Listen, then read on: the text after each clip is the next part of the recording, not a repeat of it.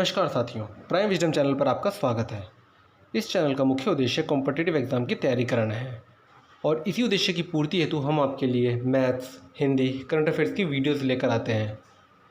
और इसी को आगे बढ़ाते हुए आज से हम आपको जीके की भी वीडियोस प्रोवाइड करेंगे। जीके एक काफ़ी लंबा टॉपिक है जिसमें history, geography, political science, science, computer, ये सारे टॉपिक कवर किए जाते हैं। हम इन सब टॉपिक्स को एक एक करके पढ़ेंगे, लेकिन शुरुआत हिस्ट्री से करेंगे। और हिस्ट्री को भी हम दो भागों में बांटते हैं। एक तो होता है भारतीय इतिहास, इंडियन हिस्ट्री, और एक होता है विश्व का इतिहास, वर्ल्ड हिस्ट्री। तो सबसे पहले हम इंडियन हिस्ट्री के बारे में पढ़ेंगे। और इंडियन हिस्ट्री में भी हम आपको एंशिएंट हिस्ट्री से लेकर मॉडर्न हिस्ट्री तक सारी चीज़ें शॉर्ट ट्रिक के माध्यम से बताएंगे, ताकि आपको लंबे समय तक याद रहे और आसानी से भी याद हो जाए। तो चलिए शुरू करते हैं आज की वीडियो। तो भारतीय इतिहास में हम सबसे पहले सिंधु घाटी सभ्यता के बारे में पढ़ेंगे। जो ये सिंधु घाटी सभ्यता है, ये सबसे पुरानी सभ्यता है और एग्ज़ाम पॉइंट ऑफ व्यू से काफ़ी इम्पोर्टेंट भी है, क्योंकि एसएससी, डीएसएसबी के एग्ज़ाम में इससे रिलेटेड काफ़ी क्वेश्चन पूछे जाते हैं। तो चलिए शुरू करते हैं आज की इस वीडियो में सिंधु घाटी के बारे में। सबसे पहले है सिंधु घाटी सभ्यता के लोग किन धातुओं से परिचित थे, यानी कि वहाँ के लोग किन किन धातुओं को अपने प्रयोग में लाते थे। इसको हम एक तरकीब के माध्यम से सीखेंगे। और वो तरकीब क्या है? तो वो तरकीब है सोचता सिटी।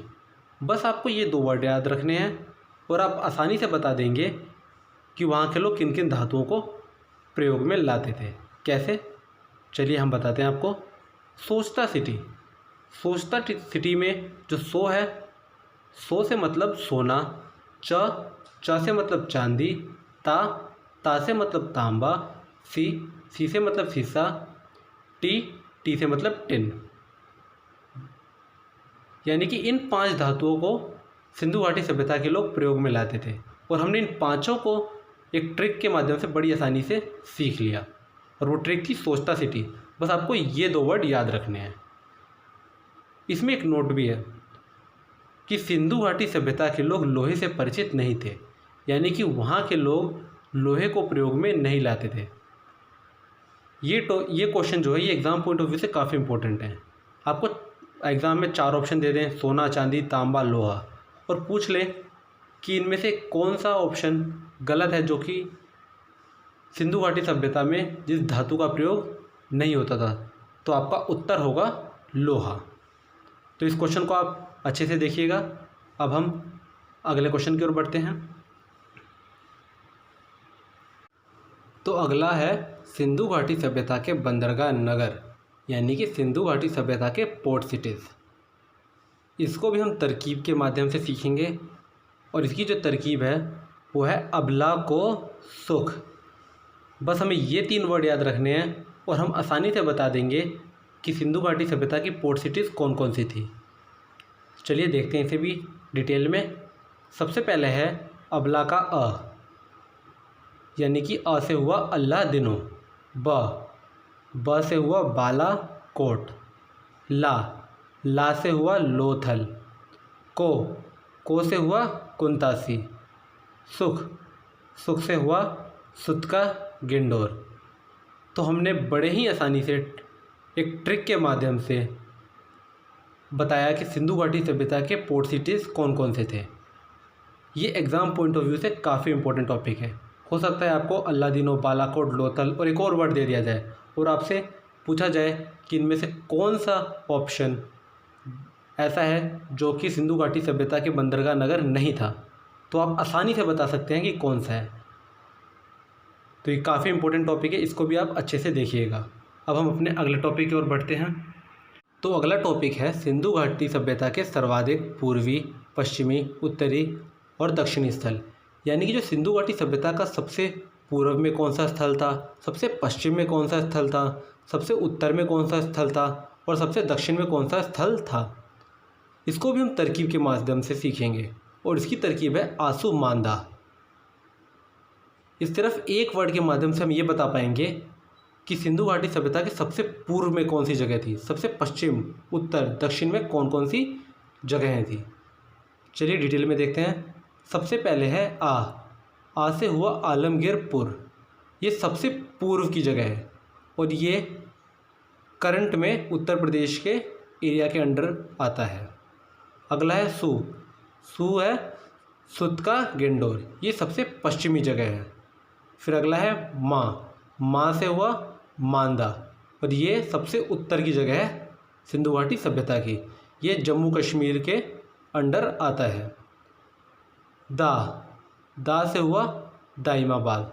ये सबसे दक्षिण का हिस्सा है और ये महाराष्ट्र के अंडर आता है। तो देखा हमने सिर्फ एक वर्ड आंसू मांदा से ये बता दिया कि सिंधु घाटी सभ्यता के सर्वाधिक पूर्वी, पश्चिमी, उत्तरी और दक्षिणी स्थल कौन कौन से थे। इसको भी आप अच्छे से देखिए क्योंकि हो सकता है एग्ज़ाम में आपसे पूछा जाए कि सिंधु घाटी सभ्यता का सबसे पूर्वी क्षेत्र कौन सा है। तो यदि आपको ये ट्रिक मालूम है तो आप ये आसानी से बता देंगे। चलिए अब आगे बढ़ते हैं। अगला है सिंधु घाटी सभ्यता के प्रमुख स्थल, यानी कि सिंधु घाटी सभ्यता के जो भी मेन जगहें थी वो कौन सी थी। इसको भी हम तरकीब के माध्यम से सीखेंगे और इसकी तरकीब है हमको सच में बरका लोड़ी धुआं चाहिए। ये थोड़ा लंबा लाइन है लेकिन यदि आप ये एक लाइन याद कर लें तो आप सिंधु घाटी सभ्यता के प्रमुख स्थल आसानी से बता पाएंगे। कैसे, चलिए देखते हैं। सबसे पहले है हमको का ह से हुआ हड़प्पा सभ्यता। ये पाकिस्तान का मोंटगोमरी ज़िला के अंदर आता है अभी करंट के हिसाब से। दूसरा है माँ से हुआ मोहनजोदड़ो। ये भी पाकिस्तान के लड़काना ज़िले में आता है। अगला है को से हुआ कोट दीजी। ये भी पाकिस्तान के सिंध प्रांत में आता है। अगला है सा से हुआ सुत का गेंडोर। ये भी पाकिस्तान के बलूचिस्तान में आता है करंट के हिसाब से। अगला है सच का चा से हुआ चहू दड़ो। ये भी पाकिस्तान के सिंध प्रांत में आता है। फिर है मे को खाली छोड़ दीजिए, उसका कोई यूज़ नहीं है। अगला है बड़का का ब से हुआ बनावली। ये भारत के हरियाणा के क्षेत्र में आता है अभी करंट के हिसाब से। अगला है र से हुआ रंगपुर। यह भारत के गुजरात क्षेत्र में आता है। अगला है क से कालीबंगा।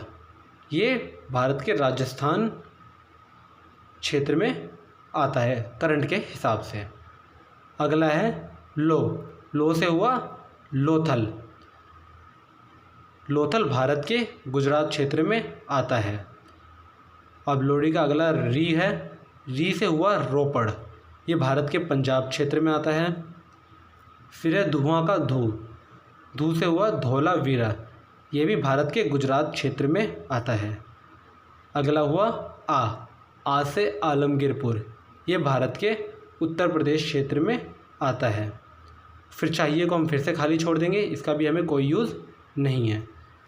तो हमने देखा सिर्फ एक लाइन हमको सच में बरका लोड़ी धुआं चाहिए। इस लाइन से हमने सिंधु घाटी सभ्यता के प्रमुख स्थल के बारे में बताया। उम्मीद है आपको ये पसंद आया हो और आपको ये एग्ज़ाम में काफ़ी मदद करे। चलिए अब आगे बढ़ते हैं। हमारा जो अगला टॉपिक है वो काफ़ी इम्पोर्टेंट है क्योंकि मैक्सिमम एग्ज़ाम्स में इससे रिलेटेड कोई ना कोई क्वेश्चन ज़रूर पूछा गया है। तो चलिए देखते हैं। हमारा अगला टॉपिक जो है वो है सिंधु घाटी सभ्यता के प्रमुख शहर और उत्खननकर्ता, यानी कि सिंधु घाटी सभ्यता के प्रमुख शहर और उनको खोजने वाले व्यक्ति। इनको भी हम तरकीब के माध्यम से सीखेंगे और इनको हमने अलग अलग तरकीब में बांट दिया है ताकि हम आसानी से सीख सकें। तो जो हमारी पहली तरकीब है वो है हद मोरा। तो हम पहले हद का ह देखेंगे। ह से हुआ हड़प्पा और द से हुआ दयाराम साहनी, यानी कि जो हड़प्पा की खोज की थी वो दयाराम साहनी ने की थी। अगला है मोड़ा। मोरा का मो से हुआ मोहनजोदड़ो और रा से हुआ राखल दास बनर्जी। तो ये जो दोनों स्थलों के नाम है हड़प्पा और मोहनजोदड़ो, ये काफ़ी महत्वपूर्ण है, ये कई एग्जाम्स में पूछे जा चुके हैं, तो इनको आप अच्छे से देखिएगा। अब हम अपने अगले तरकीब की ओर देखते हैं। अगला तरकीब है सूत आजा चनगो रोए। बस आपको ये लाइन याद रखनी है और इससे भी हम अलग अलग स्थल और उनको खोजने वालों के नाम याद रखेंगे। कैसे, चलिए देखते हैं। सबसे पहला है सूत। सूत से हुआ सुतका गेंडोर। आजा से हुआ ऑरेंज स्टाइल जॉर्ज डेल्स, यानी कि जो सुतका गेंडोर को खोजा था वो ऑरेंज स्टाइल और जॉर्ज डेल्स ने खोजा था। अगला है चंगो। चंगो का जो चन हुआ उसे हुआ चहुदड़ो और गो से हुआ गोपाल मजुमदार, यानी कि जो चहुदड़ो की जो खोज हुई थी वो गोपाल मजुमदार ने की थी। अगला है रोय। रोय का जो रो है, रो से मतलब हुआ रोपाड़ और य से हुआ यज्ञदत्त शर्मा, यानी कि जो रोपाड़ की खोज की थी वो यज्ञदत्त शर्मा ने की थी। इसको भी आप अच्छे से देखिएगा। अब हम आगे बढ़ते हैं। अगली तरकीब है काबी फजल को रंग रंग लो। बस हम ये लाइन याद रखेंगे और इसके माध्यम से भी हम अलग अलग स्थल और उनके खोजने वालों को सीखेंगे। तो चलिए देखते हैं। सबसे पहला है काबी। काबी का जो का है उससे मतलब है काली बंगा और बी से है BV लाल, यानी कि जो कालीबंगा की खोज की थी वो BV लाल ने की थी। अगला है फजल। फजल का मतलब है फजल अहमद और को का मतलब है कोटदी जी, यानी कि जो कोटदी जी है ये जगह का नाम है और इनको खोजा था फजल अहमद खान ने। अगला देखते हैं। अगला है रंग। पहला जो रंग है उसका मतलब है रंगनाथ राव और अगले जो दो वर्ड हैं रंग और लो उनका मतलब है रंग से रंगपुर और लो से लोथल, यानी कि जो रंगपुर और लोथल की खोज की थी वो रंगनाथ राव ने की थी। इसको आप अच्छे से देखिएगा, इसमें थोड़ी कन्फ्यूज़न हो सकती है, लेकिन यदि आप 2-3 बार देखेंगे तो इसे भी आप आसानी से सीख जाएंगे। चलिए अब आगे बढ़ते हैं। अगला है जगपति सुर को रवि वीरा बना यज्ञ के आलम से। ये थोड़ी लंबी लाइन है, लेकिन इसको भी यदि आप 2-3 बार पढ़ेंगे तो आराम से सीख जाएंगे। इसको भी हम देखते हैं कौन कौन सी जगह हैं और खोजने वालों के नाम हैं। सबसे पहला है जगपति। जगपति का मतलब हुआ जगपति जोशी और सुर का मतलब हुआ सुरकोटड़ा, यानी कि जो सुरकोटड़ा की खोज की थी वो जगपति जोशी जी ने की थी। अगला है रवि। रवि का मतलब हुआ रविंद्र सिंह बिष्ट। रविंद्र सिंह बिष्ट और वीरा जमा बना, यानी कि जो दो वर्ड हैं आगे के वीरा और बना उनका मतलब है वीरा का मतलब है धोलावीरा और बना का मतलब है बनावली, यानी कि जो धोलावीरा और बनावली की खोज की थी वो रविंद्र सिंह बिष्ट ने की थी। अगला देखिए। अगला है यज्ञ।